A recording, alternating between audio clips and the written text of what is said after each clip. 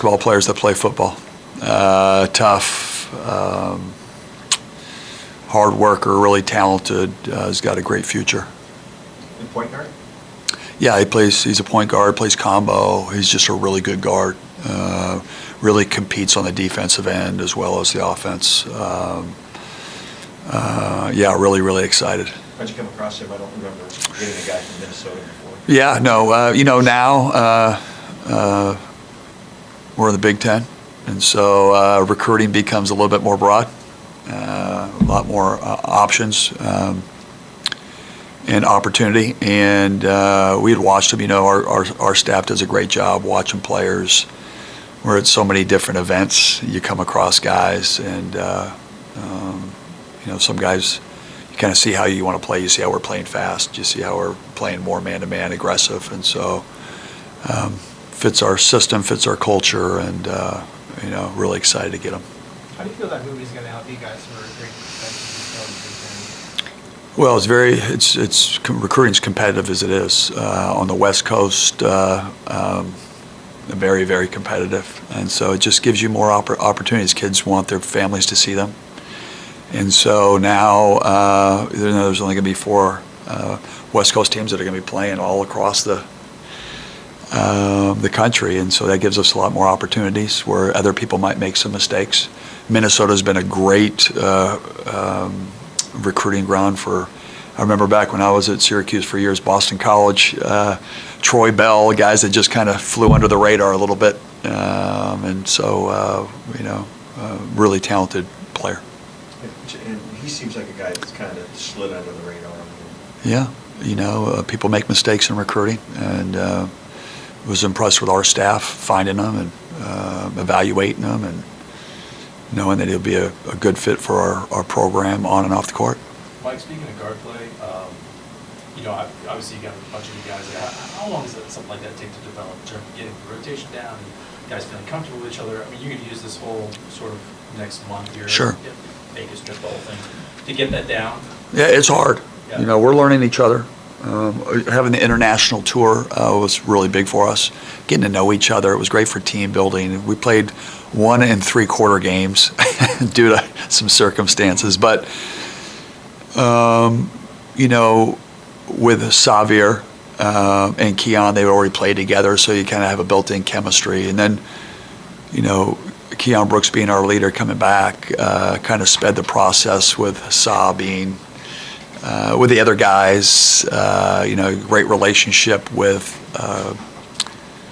the guys coming back, and it's all about building trust, and that's that takes time. And so I think we sped up the process with that. But it's building a team that's so deep and so talented and with a new system is challenging. But that's what's so exciting too. We got a lot of options as you watched the last couple nights, but still a long way to go. And so we'll see what happens. But the growth potential of this team is pretty high. After watching the film and watching it back a couple times, what stood out to you in the film that maybe you didn't notice or anything? I just felt, I noticed, I felt it in the game, the turnovers. We had 4 illegal screens, and we stepped out of bounds a couple times. And so, those are things that, a little anxious, I think, getting that first game in.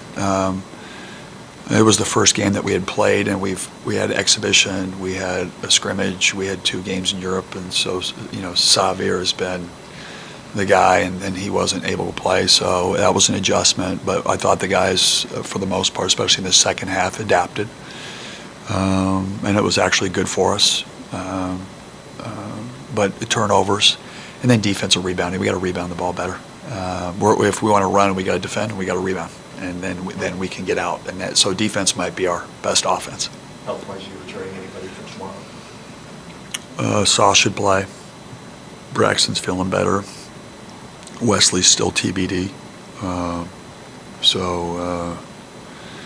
Getting these guys, getting them all healthy is big for us. It seemed like Paul was bringing the ball up to court a lot, and Corey was as well. How do those guys kind of complement each other from a point guard bringing the ball up perspective? Well, you always want somebody that can organize you. We had some mishaps. We want to get into our actions and our offense We want better starts. That starts the flow. Felt like in the first half we were stagnant. We were holding the ball again, like last year, like staring people down rather than getting good ball movement. If it goes in the post, it's off a ball movement. There's a flow. It doesn't stop. And that's what we started doing in the second half a lot better. But getting these guys to mesh, in one end, in Paulie's case and Savir's case, is they're very unselfish players just by nature. And so the ball moves, and they've make other guys around them better, and guys like KJ, guys like KB and Moses, and the big guys, like they benefit from that type of movement. Everybody has a strength, and I think the one thing that our staff did a really good job with this team is putting pieces together rather than having a collection of really good players. Like we got some shooters, we've got some rebounders, we've got some really good ball handlers. Our IQ is across the board is pretty high, better than we've had in the past. And so, it's still hard because you just need reps with that chemistry. But for the most part, we play a little bit more in practice than doing drills to build that chemistry quicker and faster, and that's the challenge. His first official game back, how did Frank look? And if you could talk about just his journey, just to get back on the floor. Percy, he's, I haven't been around anybody like him. I've coached for 30 years. The guy, like on and off the court, the passion, like how he approaches everything in his life. We like to say how you do anything is how you do everything. Everything that he does is at a high level and a high standard. How he works. And to see, I remember it was probably a month after his surgery. And, after his surgery, he's in the locker room giving a pep talk before the Colorado game. And we had a whole slogan, play like Frank. I want to put live like Frank. But he just perseveres, resilient. I remember after that first month, he's doing ball handling drills. I'm like, Frank, should you be in a stance? Like, what's going on? He just works. And to see him on the court, everybody, there's different timetables for everybody. To see him on the court was just incredible. And to see how he played. I don't know, there was two plays that I looked over at Will Conroy. I looked and we just smiled, we laughed. Because you can't teach that. That's something that's burning inside you. And you can tell his energy that came into the game just changed everything. Those two plays were what? He's looking at the perimeter, at the player he's playing, he's protecting the basket, and he's literally going, shoot it! Shoot it! And it's did you see that? Yeah, I thought he was going to get a technical foul for that. Well, he didn't say the other word, the other S word. He was saying, shoot it. But he was, when he played, there was a passion, an urgency, an electricity that very few people, and it shocks through your team from on the bench. Watch him on the bench. And that's what great teams have. They have great leaders. They have guys that just don't talk. They, their actions. And so to see him out there and playing and healthy is pretty cool, especially when someone goes through the struggle. And the other play was? I could tell you about 4 plays in practice, but it was an offensive rebound. No, it was after he dunked the ball. We got it in the post, and he went baseline and did it and grabbed it, and his face, you got to watch his face. It's like, I don't even know, I said, you haven't seen it. We just laugh, his intensity and the way he approaches it. I felt bad for the rim.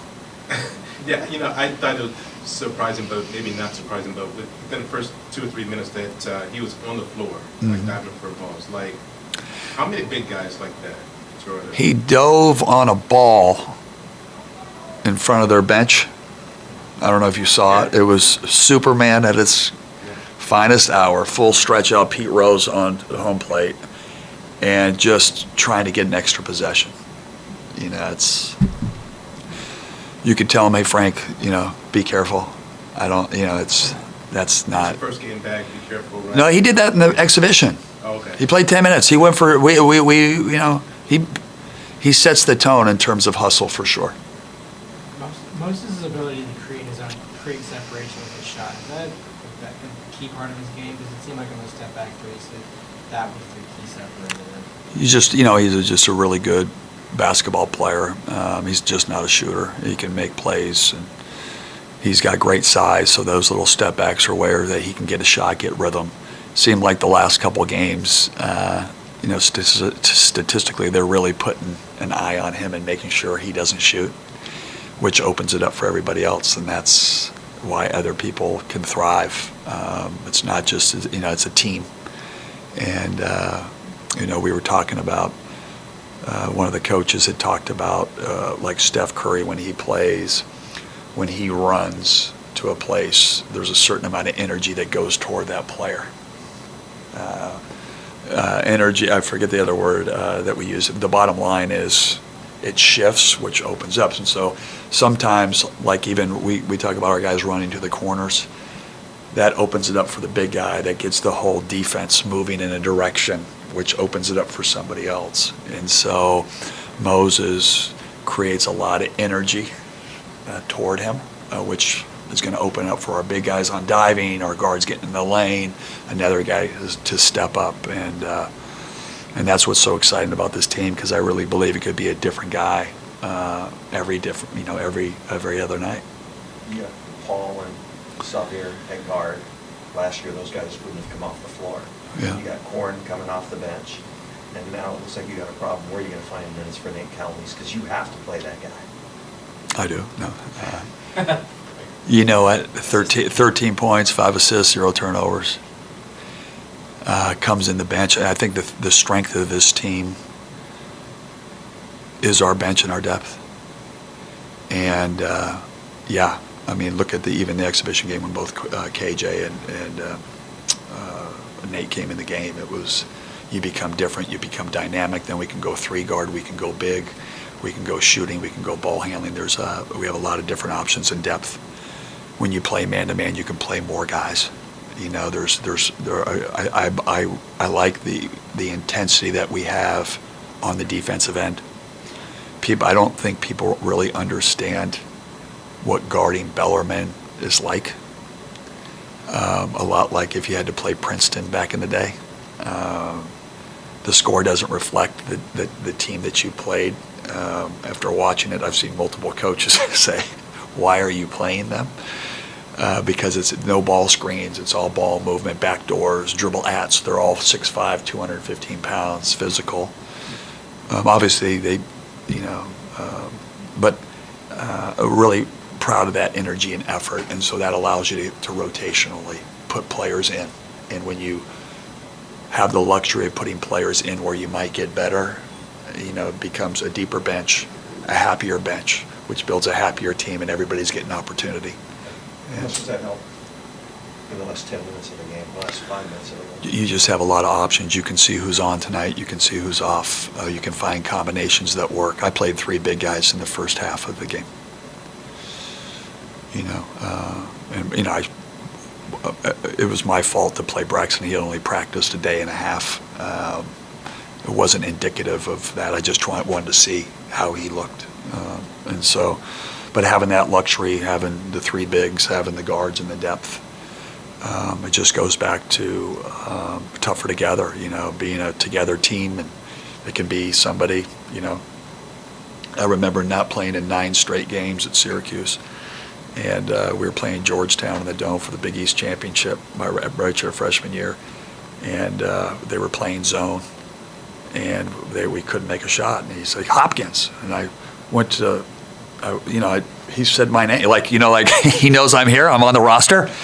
So you go up to him, and Coach already's had a seat in between, and I sat, and I don't even know if I was taped, right? Like, you know, it was like one of these things, and he says, listen, they're playing zone. They're going to give you a shot.